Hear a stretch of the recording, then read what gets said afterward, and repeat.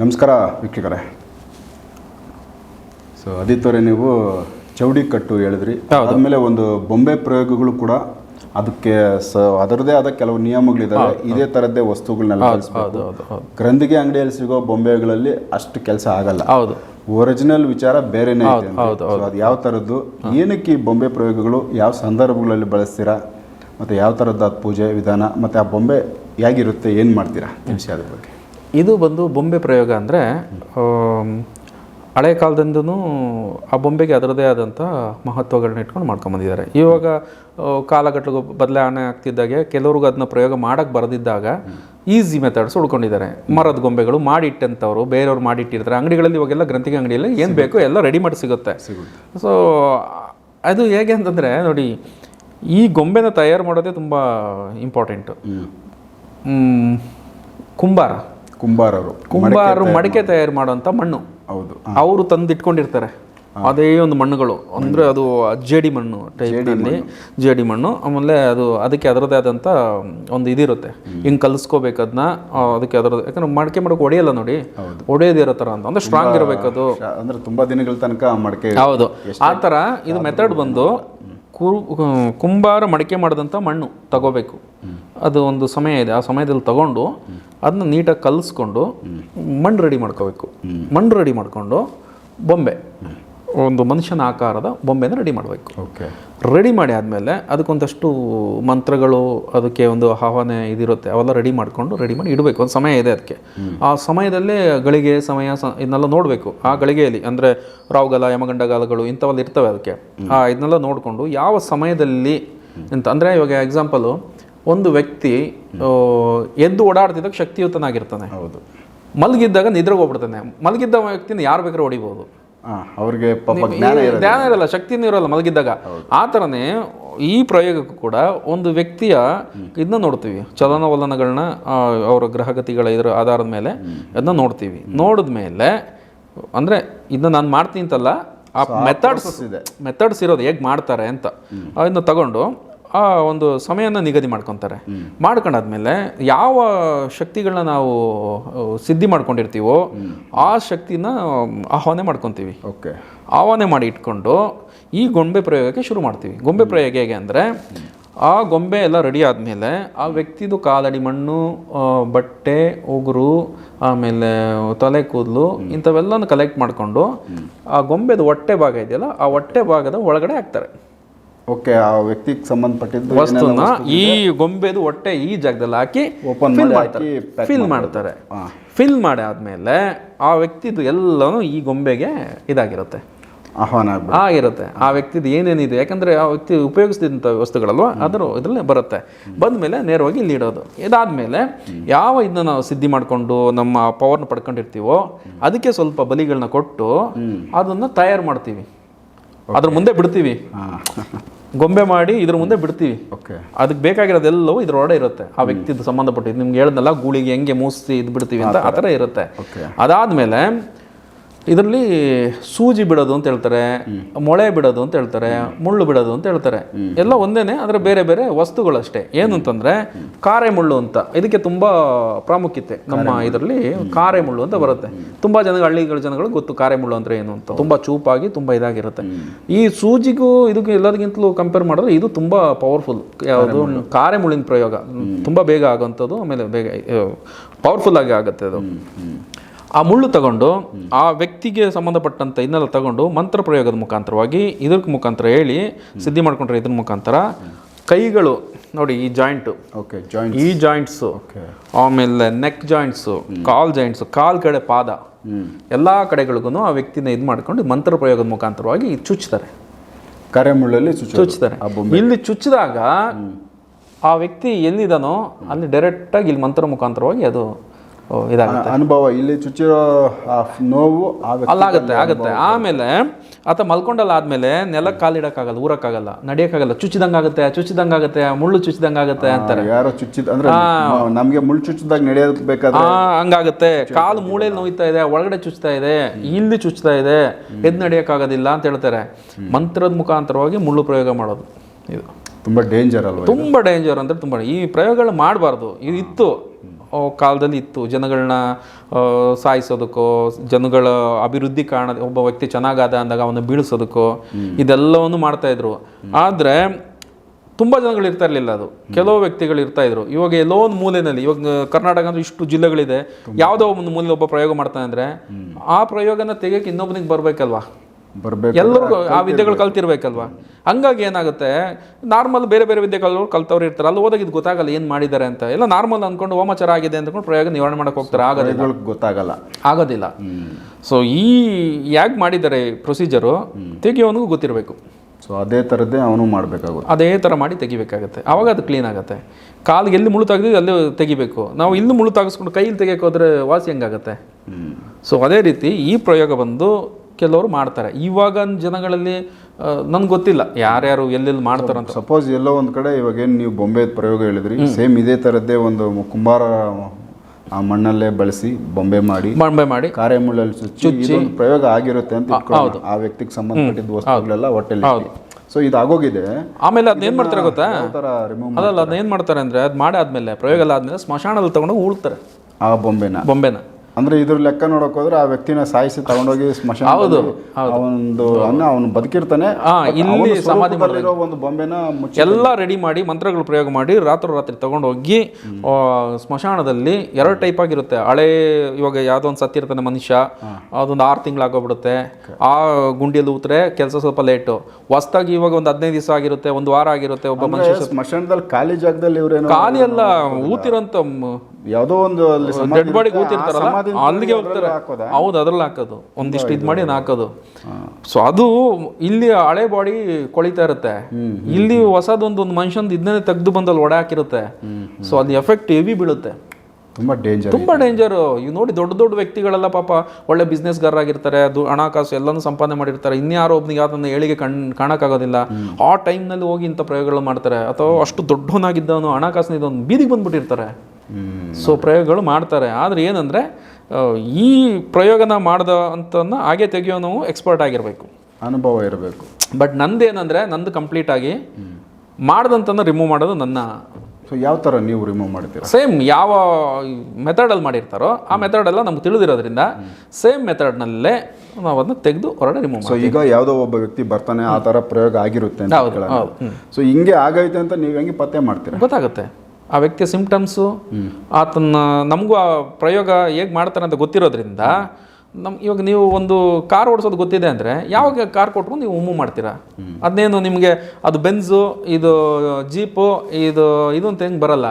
Steering ಒಂದೇ, clutch ಇದೆಲ್ಲ ಒಂದೇ. ನಿಮಗೆ ಅದನ್ನ ಆಗಿದ ತಕ್ಷಣ ಗೊತ್ತಾಗುತ್ತೆ. ಹಾಗೇನೆ ಈ ಕೆಲಸದಲ್ಲಿ ನೀವು ಪ್ರವೀಣರಾಗಿದ್ದರೆ ನಿಮ್ಗೆ ಅದು ಬಂದ ತಕ್ಷಣ ಗೊತ್ತಾಗುತ್ತೆ. ಅದೊಂದು ಸಿಂಪ್ಟಮ್ಸ್ ಅವ್ರು ಏನು ಹೇಳ್ತಾವ್ರೆ ಅದ್ರ ಗೊತ್ತಾಗ್ಬಿಡುತ್ತೆ. ಹೌದೌದು. ಆಮೇಲೆ ವ್ಯಕ್ತಿ ನೋಡಿದಾಗ ಗೊತ್ತಾಗುತ್ತೆ. ವ್ಯಕ್ತಿನಲ್ಲಿ ಕಣ್ಣಿನ ಕೆಳಗಡೆ ಇದು ಡಾರ್ಕ್ಸ್ ಹೆವಿ ಬಿದ್ದುಬಿಟ್ಟಿರುತ್ತೆ ಈ 2 ಕಣ್ಣುಗಳಲ್ಲಿ.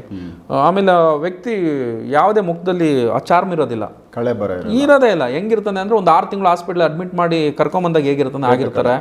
ಆಮೇಲೆ ಆತನ ಮಾತುಕತೆಗಳೇ ಬೇರೆ ಥರ ಇರುತ್ತೆ. ನಾವೇನು ಮಾತಾಡೋ ಆತನಿಗೆ ಕೇಳೋಕ್ಕಲ್ಲ, ಕೂರಕ್ಕಾಗಲ್ಲ, ಸುಸ್ತು ಹೊಡಿತಾ ಇರುತ್ತೆ, ಮಲ್ಕೋಬೇಕು ಅನಿಸುತ್ತೆ. ಈ ಥರ ಎಲ್ಲ ಆತನಿಗೆ ಸಮಸ್ಯೆಗಳು ಕಾಡುತ್ತೆ. ಆಮೇಲೆ ನಮಗೆ ನಮ್ಮ ಇದರಲ್ಲಿ ಗೊತ್ತಾಗುತ್ತೆ ಈತನಿಗೆ ಸಮಸ್ಯೆ ಆಗಿದೆ ಅಂತ. ಆ ಪ್ರಯೋಗ ಮಾಡ್ತಿದ್ದಂಗೂ ಗೊತ್ತಾಗುತ್ತೆ ನಮಗೆ. ಪ್ರಯೋಗ ರಿಮೂವ್ ಮಾಡ್ತೀವಲ್ಲ ಅಲ್ಲಿ ನಮ್ಗೆ ಕೆಲವು ಸಿಂಪ್ಟಮ್ಸ್ಗಳು ಗೊತ್ತಾಗ್ತಾ ಇರುತ್ತೆ. ಗೊತ್ತಾಗುತ್ತೆ. ಅದಾದಮೇಲೆ ಹೇಗೆ ಮಾಡಿದಾರೋ ಅದಕ್ಕಿಂತ ಸ್ವಲ್ಪ ಜಾಸ್ತಿನೇ ಮಾಡ್ತೀವಿ ನಾವು ತೆಗಿಬೇಕಾದ್ರೆ. ಯಾಕಂದ್ರೆ ಮತ್ತೆ ಆಗಬಾರ್ದಲ್ವಾ. ಯಾವ ದಿನಗಳಲ್ಲಿ ಇವುಗಳದ್ದು ಪೂಜೆಗಳು ಇಲ್ಲ, ಅದು ಇದಕ್ಕೆ ದಿನಗಳೇನು ಹುಣ್ಣಿಮೆನೇ ಬೇಕು ಅಮಾವಾಸ್ಯನೇ ಬೇಕು ಅಂತೇನಿಲ್ಲ. ನಮ್ದು ಒಂದು ಪರ್ಟಿಕ್ಯುಲರ್ ಒಂದು ಟೈಮಿಂಗ್ಸ್ ಇಟ್ಕೊಂಡಿರ್ತೀವಿ. ಅಂದರೆ ಗಳಿಗೆಗಳು ದಿನ ಎಲ್ಲನೂ ಒಳ್ಳೇದೇ, ಸಮಯಗಳನ್ನ ನೋಡ್ಕೋಬೇಕಷ್ಟೇ ನಾವು. ಗಳಿಗೆಗಳು ನೀವು ಒಂದು 3 ಗಳಿಗೆಗಳು ಕೊಟ್ಟಿದ್ದಾರೆ, ಯಮಗಂಡಗಳ, ರಾಹುಗಳ, ಈ ಥರ ಒಂದಷ್ಟು ಇದನ್ನು ಇಲ್ಲ 4-5 ಇದನ್ನ ಇದೆ ಅಷ್ಟೇ. ಅದರಲ್ಲಿ ನಮಗೆ ಬೇಕಾದಂಥ ಶುಭ ಕಾರ್ಯಗಳಲ್ಲಿ ಮಾಡೋದಕ್ಕೆ ಒಂದು, ಆಮೇಲೆ ಕೆಲವು ಕೆಟ್ಟದ್ದು ಮಾಡೋದಕ್ಕೆ ಕೆಟ್ಟ ಸಮಯನೇ ಬಳಸ್ಕೊತಾರೆ. ಆ್ಯಕ್ಚುಲಿ ಹೇಳ್ಬೇಕಂದ್ರೆ ನಂದು ಕಂಪ್ಲೀಟ್ ಆಗಿ ನನ್ನ ಕೆಲಸ ಎಲ್ಲ ವಾಶ್ ಮಾಡೋದಷ್ಟೇ ನಾನು ಮಾಡ್ತಾ ಇರೋದು. ಈಗ ಯಾರಿಗೂ ಸಮಸ್ಯೆ, ಯಾರಿಗೂ ಅದು ಮಾಡಿದ್ದಾರೆ, ಇದು ಮಾಡಿದ್ದಾರೆ, ನನ್ಗೆ ಹಂಗೆ ಮಾಡಿದ್ದಾರೆ ಅಂದರೆ ನಾನು ತೆಗೆದುಕೊಡ್ತಾ ಇದ್ದೀನಿ. ಸೊ ನಾನು ಯಾರಿಗೂ ಈ ಪ್ರಯೋಗಗಳನ್ನ ಮಾಡ್ತಾಯಿದ್ದೀನಿ ಅವ್ರಿಗೆ ಮಾಡೋದು ಅದೆಲ್ಲ ನಾನು ಮಾಡ್ತಾಯಿಲ್ಲ. ಯಾಕಂದರೆ ನಮ್ಮ ಉದ್ದೇಶ ಏನು ಅಂತಂದರೆ ಯಾರೊಬ್ರು ಕಷ್ಟದಲ್ಲಿದ್ದಾರೆ, ನೋವು ಅನುಭವಿಸ್ತಾ ಇದ್ದಾರೆ ಅಂದರೆ ಈ ವಿದ್ಯೆದ ಮೂಲನೇ ಆಗಿರಬೇಕು. ಕಷ್ಟ ಅಂದವ್ರಿಗೂ ಇಲ್ಲ ಇದ್ರಲ್ಲಿ ಬಾಧೆ ಪಡ್ತಿದ್ದಂಥವ್ರನ್ನ ಗುಣಪಡಿಸೋದು ಅದೊಂದು. ಡಾಕ್ಟ್ರ್ ಏನು ಮಾಡ್ತಾರೆ, ಸಾಯಿಸೋ ಕೆಲಸ ಮಾಡೋದಿಲ್ಲ, ಅವರು ಬದುಕಿಸ್ತಾರೆ. ಈ ವಿದ್ಯೆ ಮೂಲನೂ ಅದೇನೆ, ಬದುಕಿಸೋಂಥ ಕೆಲಸಗಳು ಮಾಡಬೇಕು. ಅಂದರೆ ಕೇಳಿದ ತಕ್ಷಣ ಜನಕ್ಕೆ ಏನೋ ಅನಿಸುತ್ತೆ, ಓ ಇಂಥ ವಿದ್ಯೆಗಳನ್ನೆಲ್ಲ ಇವ್ರು ಮಾಡ್ತಾರ ಅಂತ. ಮತ್ತೆ ನಾವು ಮಾಡಿಲ್ಲ ಅಂದರೆ ಇವ್ನು ಬದುಕ್ಸೋದು ಹೇಗೆ? ಆಸ್ಪತ್ರೆಯಲ್ಲಿ ಮತ್ತೆ ಬದುಕ್ಸೋದು ಹೇಗೆ? ದಾರಿ ಬೇಕು, ಮಾಡಬೇಕು. ಮತ್ತೆ ಯಾರು ಈಗ ವಿದ್ಯೆ ಮಾಡೋಕ್ಕೆ ಬರೋದಿಲ್ಲ ಅಂತ ಆದರೆ, ತೆಗಿಯೋಕ್ಕೆ ಬರೋದಿಲ್ಲ ಅಂದರೆ ಅವನ ಪಾಡೇನಾಗಬೇಕು? ಅವನು ಅಷ್ಟೇ. ಮತ್ತೆ ಹಂಗಾಗಿ ನನ್ನ ಉದ್ದೇಶ ಯಾವುದೇ ಪ್ರಯೋಗಗಳಾಗಿರಲಿ ನಾವು ತೆಗೆದು ಸರಿ ಮಾಡಿಕೊಡ್ಬೇಕು. ಮಾಡ್ತಾ ಇರೋದೇ ಅದು. ನಾನು ಇಷ್ಟು ಇದರಿಂದ ಮಾಡ್ತಾ ಇರೋದೇ ಯಾರೋ ಒಬ್ಬರು ನೊಂದು ಬೆಂದು ಬಂದಂಥವ್ರಿಗೆ ಇಂಥ ಕಾರ್ಯಗಳನ್ನೇ ಮಾಡ್ತಾ ಇರೋದು. ಬಟ್ ಇದ್ರ ಎಲ್ಲ ಪ್ರೊಸೀಜರು ಗೊತ್ತು, ಮಾಡಲು ಬಲ್ಲೆ. ಆದರೆ ಕೆಟ್ಟದಕ್ಕೆ ಇವತ್ತವರೆಗೂ ನಾನು ಯಾವುದಕ್ಕೂ ಕೈ ಹಾಕಿಲ್ಲ. ಅದು ಅಂದರೆ ನಿಮ್ದೊಂದು ಪ್ರೋಸೆಸ್ ಏನು? ಪ್ರೋಸೆಸ್ ಹಾಗೇನೆ ಅಂದರೆ ವಿದ್ಯೆದಲ್ಲಿ ಹೌದು. ಅಲ್ಲ, ನೀವು ತೆಗಿಯಕ್ಕೆ ಬರೋರು ಮಾಡಕ್ಕೆ ಬಂದಿಲ್ಲ ಅಂತಂದರೆ ಮತ್ತೆ ನೀವು ಅದು ವಿದ್ಯೆಗೆ ಬೆಲೆ ಇಲ್ದಂಗೆ ಆಗ್ಬಿಡುತ್ತೆ. ಈ ನಿಮಗೆ ಎರಡು ಗೊತ್ತಿರಬೇಕು, ಅದನ್ನ ತೆಗಿಯೋಕ್ಕೂ ಬರಬೇಕು, ಮಾಡೋದಕ್ಕೂ ಬರಬೇಕು. ಸೊ ಆಗ ಕಂಪ್ಲೀಟ್ ಅದು. ಅದು ಅವಾಗ ಕಂಪ್ಲೀಟ್. ಇಲ್ಲ ಅಂತಂದ್ರೆ ನಿಮಗೆ ತೆಗಿಯಕ್ಕೆ ಬರೋದಿಲ್ಲ. ಅದನ್ನ ಹೇಗೆ ಮಾಡ್ತಾರೆ ಅಂತಂದ್ರೆ ನಿಮ್ಗೆ ಗೊತ್ತಿಲ್ಲ ಅಂದರೆ ಇನ್ನು ತೆಗಿಯಕ್ಕೆ ಬರೋದಿಲ್ಲ. ಸೊ ಎರಡು ಗೊತ್ತಿದ್ದಾಗ ತಳಬುಡ ಎರಡು ಗೊತ್ತಿರಬೇಕು. ಆಮೇಲೆ ಅದನ್ನ ಆ ರೀತಿ ಮಾಡಬೇಕು. ಬಟ್ ಈ ಪ್ರಯೋಗ ಅನ್ನೋದಿಲ್ಲ, ಎಲ್ಲ ಪ್ರಯೋಗಗಳು ನಾಟೋದಿಲ್ಲ. ಕೆಲವರಿಗೆ ನಾ ಹೇಳ್ದಲ್ಲ, ಗೊಂಬೆಗಳು ತಂದು ಆರ್ಟಿಫಿಷಿಯಲ್ ಮಾಡ್ತಾರೆ. ಈ ಬುಕ್ ನೋಡ್ಕೊಂಡು ಮಾಡೋದು ಅದಷ್ಟು ಇದಲ್ಲ. ಪ್ರಾಯೋಗಿಕವಾಗಿ ನೀವು ಮಾಡಿ ಅನುಭವ ಆಗಬೇಕು. ಸೊ ಈಗ ಸಪೋಸ್ ಈಗ ನೀವು ಹೇಳಿದಂಗೆ ಆ ಸ್ಮಶಾನದಲ್ಲಿ ಆ ಬೊಂಬೆನ ಹೋಗಿ ಊತ ಹಾಕಿ ಬಂದಿರ್ತಾರೆ. ಎಲ್ಲೋ ಯಾವುದೋ ಸ್ಮಶಾನದಲ್ಲಿ ಎಲ್ಲೋ ಹಾಕಿರ್ತಾರೆ, ನೀವೆಲ್ಲೋ ಇರೋದು. ಆಯ್ತಾ? ಈಗ ಆ ಸ್ಪಾಟ್ಗೆ ನೀವು ಹೋಗಂಗಿಲ್ಲ, ಆ ಬೊಂಬೆ ತೆಗಿಯೋದಿಲ್ಲ. ನೀವು ಇಲ್ಲಿಂದನೇ ಅದನ್ನ ಆ ಪವರ್ ಇನ್ನೊಂದು ಗೊಂಬೆ ಮಾಡ್ತೀವಿ, ಸೇಮ್ ಆಸ್ ಇಟ್ ಈಸ್. ಹೆಂಗೆ ಅದಕ್ಕೆ ಫಿಲ್ ಮಾಡಿ ಹೆಂಗೆ ತುಂಬಿರ್ತಾರೋ ಅದೇ ರೀತಿಯಲ್ಲಿ ಮತ್ತೆ ನಾವು ಇದ್ರೊಳಗೆ ಇಲ್ಲಿ ತುಂಬ್ತೀವಿ. ಸೊ ಅದೇ ವಸ್ತುಗಳನ್ನ ಅದೇ ಇಲ್ಲೂ ತುಂಬ್ತೀವಿ. ಆ ಬೊಂಬೆನಲ್ಲಿರೋ ಶಕ್ತಿನ ಇಲ್ಲಿಗೆ ಮತ್ತೆ ಸೇಮ್ ಅದಕ್ಕೆ ರಿಮೂವಿಂಗ್ ಮಂತ್ರಗಳು ಇದೆ. ಒಂದು ಪ್ರಯೋಗನ ಮಾಡಿದ್ನ ತೆಗಿಯುವಂಥದ್ದು ಅದೇ ಸೇಮ್ ಕಾಪಿ ಇಲ್ಲಿ ಮಾಡಿ ಡೂಪ್ಲಿಕೇಟ್ ಸೇಮ್ ಹೇಗೆ ಮಾಡಿದ್ದಾರೆ ಅದೇ ರೀತಿಯಲ್ಲಿ ಮಾಡಿ ಮಲಗಿಸಿ ಮಂತ್ರ ಪ್ರಯೋಗದ ಮುಖಾಂತರ ಮಂತ್ರ ಪ್ರಯೋಗ ಮಾಡ್ತೀವಿ. ನಿರಂತರವಾದಂಥ ಮಂತ್ರ ಪ್ರಯೋಗ ಮಾಡ್ತೀವಿ. ಸೊ ನೀವು ತೋರಿಸಿದ ಆ ಬೊಂಬೆಗೆ ಅದೇ ಥರದ್ದೇ ಆ ಬೊಂಬೆ ನೀವು ಮಾಡಿರೋದು ಮತ್ತೆ? ಹೌದು. ಆ ಬೊಂಬೆ ಪ್ರಯೋಗ ಯಾರಿಗಾನ ಮಾಡಿದ್ದ ಇಲ್ಲ ಸುಮ್ಮನೆ? ಇಲ್ಲ ಹೇಗೆ ಮಾಡ್ತಾರೆ ಅನ್ನೋದನ್ನ ನಾನು ತೋರಿಸಿದ್ದೀನಿ. ಅಂದರೆ ಗೊಂಬೆ ಪ್ರಯೋಗ ಅಂತಾರೆ, ಅಂಗಡಿ ಇಟ್ಟಿರೋ ಗೊಂಬೆನ ಇದಕ್ಕೇನೋ ಒಂದು ಮಂತ್ರ ಹಾಕ್ತಾರೆ ಅಂತ ಅನ್ಕೊಂತಾರೆ. ಕೆಲವ್ರಿಗೆ ಗೊತ್ತಿರೋದಿಲ್ಲ ವಿಚಾರಗಳು. ಪ್ರಾಕ್ಟಿಕಲ್ ಆಗಿ ವಿಚಾರಗಳು ತೋರಿಸಿದಾಗ ಜನಕ್ಕೆ ಅರಿವಾಗುತ್ತೆ ಏನಿದು ಅಂತ. ಗೊಂಬೆ ಪ್ರಯೋಗ ಅಂದ್ರೆ ಏನು, ಬೊಂಬೆ ಮಾಡಿ ಹೇಗೆ ಪ್ರಯೋಗ ಮಾಡ್ತಾರೆ, ಪ್ರಾಕ್ಟಿಕಲ್ ಆಗಿ ಹೇಗೆ ಮಾಡ್ತಾರೆ, ಈ ವಿಚಾರಗಳನ್ನ ಹೇಗೆ ಮಾಡ್ತಾರೆ ಅಂದ್ರೆ ಸ್ಮಶಾನದವರೆಗೂ ನಾನೇನು ತೋರಿಸಿಲ್ಲ. ಅದನ್ನ ಹೇಗೆ ಮಾಡ್ತಾರೆ, ಪ್ರಯೋಗ ಮಾಡ್ತಾರೆ. ಆಮೇಲೆ ಶಕ್ತಿ ಏನು ಬೇಕು ನಮಗೆ. ನೀವು ಪ್ರಯೋಗ ಅಂದ ತಕ್ಷಣ ಸುಮ್ಮನೆ ಚುಚ್ಚಿಬಿಟ್ರೆ ಅದಾಗೋದಿಲ್ಲ. ನಿಮ್ಮಲ್ಲಿ ಶಕ್ತಿ ಇರಬೇಕು. ಈ ಸ್ಮಶಾನಕ್ಕೆ ಹೋದಾಗ ಕೆಲಸ ಮಾಡುವಂಥದ್ದು ನೀವು ಯಾವುದನ್ನು ಸಿದ್ಧಿ ಮಾಡ್ಕೊಂಡಿರ್ತೀರ ಶಕ್ತಿ, ಅದಲ್ಲಿ ಕೆಲಸ ಮಾಡಬೇಕು. ಓಕೆ, ಇಲ್ಲಿ ಸಿದ್ಧಿ ಆಗಿದ್ರೆ ಮಾತ್ರ ಅಷ್ಟೇ ಆಗೋದು. ಯಾರ್ಯಾರೋ ಮೆಥಡ್ ನೋಡ್ಕೊಂಡ್ ಬಂದ್ಬಿಟ್ಟು ಗೊಂಬೆ ಮಾಡಿ ಚುಚ್ಚಿನಿ ಅಂದ್ರೆ ಅದೇನು ಆಗೋದಿಲ್ಲ. ಸೊ ನೀವು ಸುಮ್ಮನೆ ಡಮ್ಮಿಯಾಗಿ ಕಣ್ಣಿಗೆ ಕಾಣೋ ಥರ ಆಗುತ್ತೆ ಬಿಟ್ರೆ ಒಳಗಡೆ ಕೆಲಸ ಆಗೋದಿಲ್ಲ. ಕೆಲಸ ಹೇಗಾಗುತ್ತೆ? ಅದೇ ನಾ ಹೇಳಿದ್ದು, ಕಾರ್ ಇದೆ ಅಂದರೆ ಕಾರ್ ಓಡೋದಿಲ್ಲ, ಪೆಟ್ರೋಲ್ ಹಾಕಬೇಕು, ಅವಾಗ ಕಾರ್ ಮೂವ್ ಆಗುತ್ತೆ. ಅದೇ ಥರನೇ ಇದಕ್ಕೆ ನಿಮ್ಮಲ್ಲೊಂದು ಶಕ್ತಿ ಬೇಕು. ಆ ಶಕ್ತಿ ಇದ್ದಾಗ್ಲೇ ಅದು ಕೆಲಸ ಮಾಡೋದು, ಅವಾಗ ಅದು ಪರಿಪೂರ್ಣವಾಗಿ ಕೆಲಸ ಮಾಡುತ್ತೆ. ಸೂಪರ್. ಸೊ ಈಗ ಅದೇನು ಕಾರ್ಯಮುಳ್ಳು ಅವೆಲ್ಲ ಅಲ್ಲಿ ಬಳಸಿದ್ದೀರಾ, ಈ ಒಂದು ಪ್ರಯೋಗನೇ ಬಳಸ್ಕೊಂತ ನೀವು ಆ ಥರ ಸಮಸ್ಯೆಗಳು ರಿಮೂವ್ ಮಾಡಿ? ಹೌದು. ಸೂಪರ್. ಅದು ಪ್ರಾಕ್ಟಿಕಲ್ ಆಗಿ ನಮ್ಮ ವೀಕ್ಷಕರಿಗೆ ತೋರಿಸಿದ್ದೀರಾ. ಸೊ ವೀಕ್ಷಕರೇ, ಯಾಕಂದರೆ ಈ ಬೊಂಬೆ ಪ್ರಯೋಗ ಸಾಕಷ್ಟು ತುಂಬ ವರ್ಷಗಳಿಂದನೂ ಐತೆ. ಇದು ಶತಮಾನಗಳಿಂದ ಐತೆ. ಹೌದು, ಶತಮಾನಗಳಿಂದ ತುಂಬ ಪುರಾತನವಾದ ವಿದ್ಯೆ ಇದು. ಬಟ್ ಈ ಒಂದು ಬೊಂಬೆ ಪ್ರಯೋಗನ ಕಾಶ್ಮೋರ ಪ್ರಯೋಗ ಅಂತಲೂ ಹೌದು ನಾನಾ ಥರದಲ್ಲಿ ಹೇಳ್ತಾರೆ, ಮಾಡ್ತಾರೆ. ಸೊ ಅವುಗಳನ್ನ ರಿಮೂವ್ ಮಾಡೋವಂಥವ್ರು ಈಗ ತುಂಬ ಕಡಿಮೆ. ಹೌದೌದು. ಮೊದಲು ತುಂಬ ಇದ್ರು, ಈಗ ಆ ವಿದ್ಯೆ ಕಲ್ತಿರೋರು ಕಡಿಮೆ ಇರೋದ್ರಿಂದ ರಿಮೂವ್ ಮಾಡೋದು ಕಾರಣ ಹೇಳ್ತೀನಿ ಯಾಕೆ ವಿದ್ಯೆ ಕಡಿಮೆ ಆಗಿದೆ ಅಂತ. ವಿದ್ಯೆ ಕಲ್ತಂಥ ಗುರುಗಳು ಬೇರೆಯವ್ರಿಗೆ ಹೇಳ್ಕೊಡಕ್ಕೆ ರೆಡಿ ಇರೋದಿಲ್ಲ. ಯಾಕೆ ಅಂತಂದ್ರೆ ಆತ ಕಲ್ತು ನನಗಿಂತ ಮುಂದೆ ಹೋದ್ರೆ ಎಕ್ಸ್ಪೋರ್ಟ್ ಆದ್ರೆ ನನ್ನ ಇದು ಕಮ್ಮಿ ಆಗುತ್ತೆ ಅಂತ ಹೇಳ್ಕೊಂಡು ಒಂದು ಹೇಳೋದು. ಅದೊಂದು. ಎರಡನೇದು ಬಂದು ಇವಾಗ ಸಮಾಜ ಬೆಳೆದಿದೆ. ಹೌದು, ಹೆಚ್ಚಿನದಾಗಿ ಬೆಳೆದಿದೆ. ಅಲ್ಲ, ಬೆಳೆದಿದೆ. ಹಳೆ ಕಾಲದ ಥರ ಇಲ್ಲ. ಈ ನಮ್ಮ ಆಕ್ಟಿವಿಟೀಸ್ ಹಳೆ ಕಾಲದ ಥರ ಇಲ್ಲ. ಸೈನ್ಸ್ ಬೆಳೆದಿರೋದ್ರಿಂದ ಮಕ್ಕಳಿಗೆ ನೋಡಪ್ಪ ನಾನು ಕಲ್ತಿದ್ದೀನಿ, ನೀನು ಕಲ್ತ್ಕೊ ಅಂದರೆ ಯಾವ ಮಕ್ಕಳು ಈ ಕಾಲದಲ್ಲಿ ತಂದೆ ವಿದ್ಯೆನ ಮಕ್ಕಳು ಕಲಿಯೋಕ್ಕೆ ರೆಡಿ ಇರಲ್ಲ. ಎಜುಕೇಷನ್ ಅವೆಲ್ಲ ಆಗಿರುತ್ತೆ. ಸೊ ಅವ್ರು ಬೇರೆ ಇದ್ರಲ್ಲಿ ಹೋಗುತ್ತೆ. ಇದರಲ್ಲಿ ಈ ಕಾಲದಲ್ಲಿ ಇದೆಯಾ ಹೀಗೆ ಅಂತ ಹೇಳ್ತಾರೆ. ಮಕ್ಕಳು ಕಲಿಯೋಕ್ಕೆ ರೆಡಿ ಇರೋದಿಲ್ಲ. ಬೇರೆಯವ್ರಿಗೆ ಹೇಳ್ಕೊಡೋಕೆ ಇವ್ರು ರೆಡಿ ಇರೋದಿಲ್ಲ. ಇವ್ರ ಕಾಲ ನಂತರ ಈ ವಿದ್ಯೆ ಅಲ್ಲಿಗೆ ಸತ್ತೋಗ್ತಾ ಇದೆ. ಸೊ ಹಾಗಾಗಿ ಅದು ಬೆಳವಣಿಗೆ ಆಗಿದೆ. ಇಲ್ಲ, ಸತ್ತೋಗ್ತಿದೆ. ಅಂದರೆ ಒಂದು ಸ್ವಾರ್ಥ ಗುರುವಿಂದು. ಇನ್ನೊಬ್ರಿಗೆ ಹೇಳ್ಕೊಟ್ರೆ ಅವ್ನು ಕಲ್ತು ಅವನು ಇದಾಗ್ಬಿಡ್ತಾನೆ ಅಂತ. ಮಕ್ಳಿಗೆ ಹೇಳ್ಕೊಳ್ಳೋಣ ಅಂದರೆ ಈಗ ಜನ್ರೇಷನಲ್ಲಿ ಯಾವ ಮಕ್ಕಳು ಇದನ್ನೆಲ್ಲ ಕಲ್ತು ಮಾಡೋಂಥ ಇದ್ರಲ್ಲಿ ಇವಾಗ ಇಲ್ಲ. ಇನ್ನೆಲ್ಲೋ ಒಂದು ಅಷ್ಟೋ ಇಷ್ಟೋ ಉಳ್ಕೊಂಡಿರೋಂಥವ್ರು ಈ ಪ್ರಯೋಗಗಳು ಮಾಡಿದಾಗ ಈ ರಿಮೂವ್ ಮಾಡೋಕ್ಕಾಗದೆ ಜನ ಪರದಾಡ್ಕೊಂಡು ಅಲ್ಲಿಂದ ಇಲ್ಲಿಗೆ ಇಲ್ಲಿಂದ ಅಲ್ಲಿಗೆ ಅಲ್ಲಿಂದ ಇಲ್ಲಿಗೆ ಓಡಾಡ್ತಾ ಇರ್ತಾರೆ. ಆದವರು ಆಗಿರೋರಿಗೆ ಅನುಭವ ಅದು ಅನುಭವಿಸ್ತಾನೆ ಇರ್ತಾರೆ, ಕ್ಲಿಯರ್ ಮಾಡ್ಕೊಳ್ಳೋಕೆ ಕಷ್ಟ. ಹೌದು.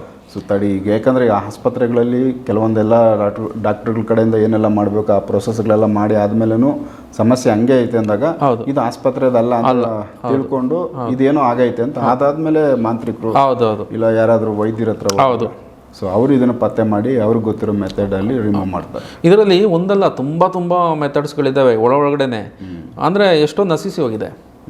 ಸೊ ಇದನ್ನು ಉಳಿಸ್ಕೊಳ್ಳೋದು ಅಂದರೆ ಅದೇ ಏನಾರು ಮಾಡಿದಂಥವ್ರನ್ನ ತೆಗಿಯುವಂಥದ್ದು ಕಲ್ತ್ಕೋಬೇಕು, ಆ ಥರ ಅಂದರೆ ಒಳ್ಳೇದು ಮಾಡ್ಕೊಡ್ಬೇಕು. ಸೊ ಅರ್ಧ ಜನ ಬರೋದೇ ನಮ್ಗೆ ಸಮಸ್ಯೆ ಆಗಿದೆ ಅಂತ ಸಮಸ್ಯೆ ಬಗೆಹರಿಸ್ಬೇಕೇ ಹೊರತು ಸಮಸ್ಯೆ ಕ್ರಿಯೇಟ್ ಮಾಡೋದಾಗಬಾರ್ದು. ಕೆಲವು ಕಡೆ ಈಗಲೂ ಕೂಡ ಆ ಥರದ ಪ್ರಯೋಗಗಳಿಗೆ ತುತ್ತಾಗಿರೋರು ಇದಾರೆ. ನೀವು ಕೇಳಿ, ಇವಾಗ ಯಾರೋ ವೀಕ್ಷಕರು ನೋಡಿದ್ರೆ ಈ ಅನುಭವಗಳು ತುಂಬಾ ಜನಕ್ಕೆ ಆಗಿರುತ್ತೆ 100% ಆಗಿರುತ್ತೆ. ಅವೆಲ್ಲನೂ ಎಲ್ಲೋ ಒಂದು ರೀತಿ ಎಲ್ಲೋ ಪ್ರಯೋಗಗಳಾಗಿದೆ. ನಾನು ಕೇಳಿರೋ ಮಟ್ಟಕ್ಕೆ ನಮ್ಮ ಉತ್ತರ ಕರ್ನಾಟಕ ಕಡೆ ಜಾಸ್ತಿ ಈ ಕಾಶ್ಮೀರ ಪ್ರಯೋಗಗಳು ನಡೀತಿತ್ತು, ಬಾನಮತಿ ಅಂತ ಹೇಳ್ತಾರೆ. ನಾನಾ ಥರದ ಇದು ನಡೀತಾ ಇತ್ತು. ಬಟ್ ಇವಾಗ ನನಗೆ ಗೊತ್ತಿಲ್ಲ ಅಲ್ಲಿ ಅಂತ ಎಕ್ಸ್ಪರ್ಟ್ಗಳು ಇದ್ದಾರೋ ಇಲ್ಲವೋ ಅಂತ ನನಗೆ ಗೊತ್ತಿಲ್ಲ. ಕಾಲಘಟ್ಟಗಳು ಬದಲಾವಣೆ ಆಗ್ತಿದ್ದಂಗೆ ಹೇಳ್ದಂಗೆ ಕೆಲವರು ಕಾಲ ಕಳೆದಿರುತ್ತೆ, ಇನ್ನು ಕಲಿಯೋರು ಇರೋದಿಲ್ಲ, ಹಂಗಾಗಿ ಇದಾಗಿರ್ಬೋದು. ಕಲ್ತಂಥವ್ರು ಪ್ರಯೋಗ ಮಾಡಿದಾಗ ತೆಗಿಯೋಂಥದ್ದು ತುಂಬ ಕಷ್ಟ ಆಗಿಬಿಡುತ್ತೆ. ತೆಗಿಯೋಂಥದ್ದು ತುಂಬ ಇಂಪಾರ್ಟೆಂಟು. ಸೊ ವೀಕ್ಷಕರು, ಯಾಕಂದರೆ ಇದು ಬೊಂಬೆ ಪ್ರಯೋಗ ಯಾವ ರೀತಿ ಮಾಡ್ತಾರೆ, ಅದರಲ್ಲಿ ಕುಂಬಾರ ಬಳಸುವಂಥ ಮಣ್ಣು, ಆ ಮಣ್ಣಲ್ಲಿ ಮಾಡಿದ ಬೊಂಬೆ ಪವರ್ಫುಲ್ ಆಗಿರುತ್ತೆ ಅಂತ ಹೇಳ್ತಾರೆ. ಅದಾದಮೇಲೆ ಕಾರೆ ಮುಳ್ಳು ಬಳಸಿದರೆ ಅದು ತುಂಬ ಪವರ್ಫುಲ್. ಸೊ ಈ ಒಂದು ವಿದ್ಯೆ ಕೆಲವು ಕಡೆ ಈಗಲೂ ಇದೆ. ಆ ಅನುಭವಗಳು ಯಾರಿಗಾದ್ರೂ ತೊಂದರೆಗಳಾಗಿದ್ದಾಗ, ಈ ಸಿಂಟಮ್ಸ್ಗಳಿದ್ದಾಗ ಸ್ವಲ್ಪ ಎಚ್ಚರಿಕೆ ತೊಗೊಂಡು ಅದನ್ನು ರಿಮೂವ್ ಮಾಡ್ತಾರೆ. ಸೊ ಅದು ಸೇಫ್ ಲೈಫ್ಗೆ. ಏನೋ ಇದೆ ಈ ಕಾಲದಲ್ಲಿ ಏನು ನಡೆಯೋದಿಲ್ಲ ಅಂತ ಅಂದ್ಕೊಂಡ್ರು ನಾವು ಯಾರು ನಡೆಯುತ್ತೆ ಅಂತ ನಾನು ಯಾರನ್ನು ಮೌಢ್ಯತೆ ಬಿತ್ತಕ್ಕೆ ನಾನು ಹೋಗೋದಿಲ್ಲ. ಸಮಸ್ಯೆ ಆಗಿದೆ, ಕಾಲು ನೋವು ಅಂದಮೇಲೆ ಕಾಲು ನೋವು ಮದ್ದು ಹಾಕ್ಲೇಬೇಕಲ್ವಾ, ಮತ್ತೆ ಅದು ಹಂಗೆ ಇರೋಕ್ಕಾಗುತ್ತೆ. ಯಾವುದೋ ಒಂದು ರೀತಿ ಅದು ಸರಿ ಅಂದಾಗ ಅದು ಓಕೆ. ಅದೇ ಹೇಳೋದು ಅಲ್ಲ, ಏನಪ್ಪ ಇವ್ರು ಕೂತ್ಕೊಂಡು ಯಾವಾಗಲೂ ಇದನ್ನೇ ಹೇಳ್ತಾರೆ ಅಂತಲ್ಲ. ವಿಚಾರ ಏನು ಅಂತಂದರೆ, ಇವಾಗ ಒಬ್ಬರಿಗೆ ಕಾಲಲ್ಲಿ ಗಾಯ ಇದೆ ಅಂದರೆ ಅದಕ್ಕೆ ಆಯಿಂಟ್ಮೆಂಟ್ ಹಾಕ್ಲೇಬೇಕು, ಸರಿ ವಾಸಿ ಮಾಡಬೇಕು. ಇದೆಲ್ಲ ಯಾಕೆ ಅಂತ ಅನ್ನೋಂಗಿದ್ರೆ ಬೇಡ, ಕಾಲು ನೋವು ನೀವೇ ಅನುಭವಿಸೋರಿಗೆ ತೊಂದರೆ, ಅದು ಅನುಭವಿಸೋಕೆ ತೊಂದರೆ. ಬಟ್ ನಾನು ಹೇಳೋದು ಇದನ್ನ ಬಿತ್ತಾ ಇಲ್ಲ ಹೆಚ್ಚಿನದಾಗಿ. ಇವಾಗ ಬೇಕಾದರೆ ನಾವು ಕೆಲವು ಕಮೆಂಟ್ಸ್ಗಳಲ್ಲಿ ನೋಡ್ತಾ ಇರ್ತೀನಿ, ಒಂದು 80% ಕೆಲವು ವ್ಯಕ್ತಿಗಳು ಇದು ಮಾಡ್ರೆ, ಇನ್ನು ಕೆಲವರು ಇರ್ತಾರೆ ಅದೇನು ಹೇಳ್ತಾರಲ್ಲ ಕಿಡಿಗೇಡಿಗಳು ಅನ್ನೋ ಥರ ಇನ್ನೇನೋ ಒಂದು ಕಮೆಂಟ್ ಮಾಡ್ತಾ ಇರ್ತಾರೆ. ಅಲ್ಲ, ಅವ್ರದ್ದು ತಿಳುವಳಿಕೆ ಅವ್ರಿಗಿರೋ ಜ್ಞಾನ ಅಷ್ಟಕ್ಕೆ ಕೊಟ್ಟಿರುತ್ತೆ. ಬ್ರಾಡಾಗಿ ಎಲ್ಲ ವಿಚಾರಗಳು ಇದಾವೆ ಅನ್ನೋ ತಿಳ್ಕೊಳ್ಳೋದಕ್ಕೆ ಅವ್ರಿಗಿನ್ನೋ ಜ್ಞಾನ ಸಿಗುತ್ತೆ. ನೋಡಿ, ಒಂದು ವ್ಯಕ್ತಿನ ಕರೆದ್ಬಿಟ್ಟು 24 ಗಂಟೆ ನಿಮ್ಗೆ ಅದು ಮಾಡ್ಬಿಟ್ಟಿದ್ದಾರೆ ಅನ್ನೋದು ಮೌಢ್ಯತೆ. ಆ ವ್ಯಕ್ತಿಯಾಗೇ ನಾನು 1 ವರ್ಷದಿಂದ ಬಳಲ್ತಾ ಇದ್ದೀನಿ, ನನ್ನ ಕೈಯಿಂದ ಚೆನ್ನಾಗಿದ್ದಂಥ ವ್ಯಕ್ತಿ, ಊಟ ತಿಂಡಿ ಮಾಡ್ಕೊಂಡು ಕೆಲಸ ಕಾರ್ಯಗಳಲ್ಲಿದ್ದಂಥ 1 ವರ್ಷದಿಂದ ಮಲಗ್ದಲ್ಲಾಗಿದ್ದೀನಿ, ಯಾವ ಕೆಲಸಕ್ಕೆ ಹೊರಗಡೆ ಹೋಗೋಕ್ಕಾಗ್ತಿಲ್ಲ ಅಂದ್ರೆ ಏನು ಅವ್ರ ಮನೆಗೆ ಹೋಗ್ಬಿಟ್ಟು ನಾವೇ ನಿಮ್ಗೆ ಹಿಂಗಾಗಿದೆ ಅಂತ ಹೇಳ್ತೀವ? ಅವ್ರ ಸಮಸ್ಯೆನ ಅನುಭವಕ್ಕೆ ಬಂದಿರೋದು ಅವ್ರು ಬರ್ತಾರೆ, ಹೌದು, ಅಂಥವ್ರಿಗೆ ಹೆಲ್ಪ್ ಆಗುತ್ತೆ. ಬಟ್ ಎಲ್ಲರಿಗೂ ಈ ಕಮೆಂಟ್ ಮಾಡೋರು ಎಲ್ಲರಿಗೂ ನಾವು ಇದಕ್ಕೆ ಆನ್ಸರ್ ಮಾಡೋಕ್ಕಾಗೋದಿಲ್ಲ. ಯಾಕೆಂದರೆ ನೋಡಿ, ಒಂದು ಕಾಡು ಅಂದಮೇಲೆ ಅಲ್ಲಿ ಮೊಲನೂ ಇರುತ್ತೆ, ಹುಲಿನೂ ಇರುತ್ತೆ, ಈ ಒಳ್ಳೆ ವ್ಯಕ್ತಿ ಪ್ರಾಣಿಗಳು ಇರುತ್ತೆ, ಎಲ್ಲನೂ ಇರುತ್ತೆ. ವಿಚಾರ ನಾನು ಸಮಾಜ ಇದ್ಮೇಲೆ ಇಲ್ಲಿ ಪ್ಲಸ್ ಮೈನಸ್ ಎರಡು ಅಲ್ಲ. ವಿಚಾರ ಏನಂದ್ರೆ ನೋಡಿ, ನಾನು ಇದನ್ನೇ ಮಾಡ್ಕೊಂಡು ಕೂತ್ಕೊಂತೀನಿ ಅಂತ ಹೇಳ್ತಾ ಇಲ್ಲ. ಸಮಸ್ಯೆ ಆದಂಥವ್ರು ಬಂದಾಗ ಇದು ಒಂದು ಪರಿಹರಿಸುವಂಥ ಕೆಲಸ, ಬಗೆಹರಿಸುವಂಥ ಕೆಲಸ. ಸೊ ಇದನ್ನ ಮಾಡಿಬಿಟ್ಟು ಸಮಾಜನ ಹಾಳು ಮಾಡ್ತೀನಿ ಅನ್ನೋಂಥದ್ದಲ್ಲ. ಕರೆಕ್ಟ್. ಸೊ ವೀಕ್ಷಕರೇ, ಯಾಕಂದರೆ ಇದೊಂದು ಒರಿಜಿನಲ್ ವಿಚಾರ, ಏನು ಫ್ಯಾಕ್ಟ್ ಇದು ಇರುತ್ತೆ, ರಿಯಾಲಿಟಿ ಹೆಂಗೆ ನಡೆಯುತ್ತೆ ಅದ್ರ ಬಗ್ಗೆ ಮಾತಾಡಿದ್ದೀವಿ. ಸೊ ನೆಕ್ಸ್ಟ್ ಇನ್ನೂ ಬೇರೆ ವಿಚಾರಗಳನ್ನ ಅದಿತ್ ಅವ್ರ ಜೊತೆ ಮಾತಾಡ್ತಾ ಹೋಗ್ತೀನಿ, ಎಪಿಸೋಡ್ ನೋಡ್ತಾ ಹೋಗಿ. ನಮಸ್ಕಾರ.